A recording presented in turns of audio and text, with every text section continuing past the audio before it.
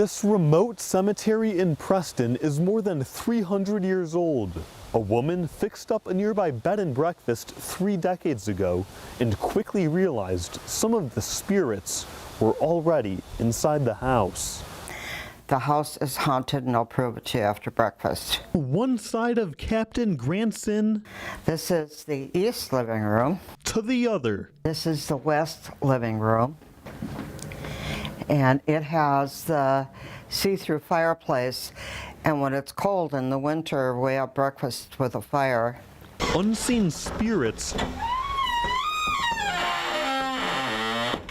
are waiting to reveal themselves to guests of the 271-year-old bed and breakfast that was built by Captain William Grant. People come here and they have no idea the place is haunted, and then they learn it's haunted.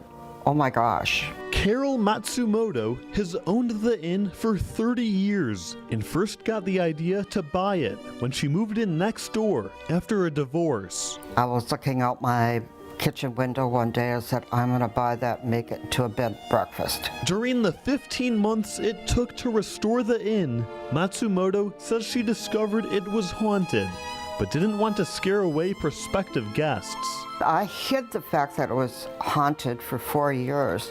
This New York City detective was staying, and he came down at 7 o'clock on Sunday, wanted his money back, and said that my husband and I were the 2 rudest innkeepers he had ever met. The jig was up, and Matsumoto had to come clean. Daniel Whipple walks around in the attic, and he stomps around. Why do you think that this place is haunted? Do you think it's for sure haunted?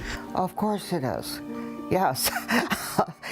if you were to stay here for, let's say, a week, oh yeah, you'd know that it's haunted. So for 3 decades, and even to this day, Matsumoto says the ghosts of Captain Grant's Inn continue to interact with guests. 3 people this weekend heard a loud bang in the hallway.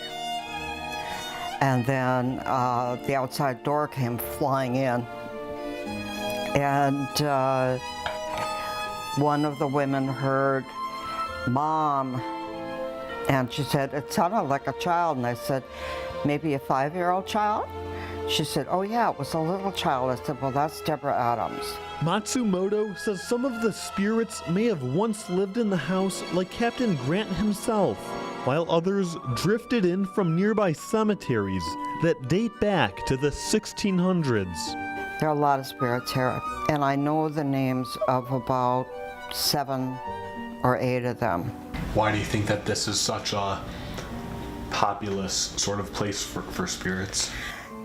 They like it here.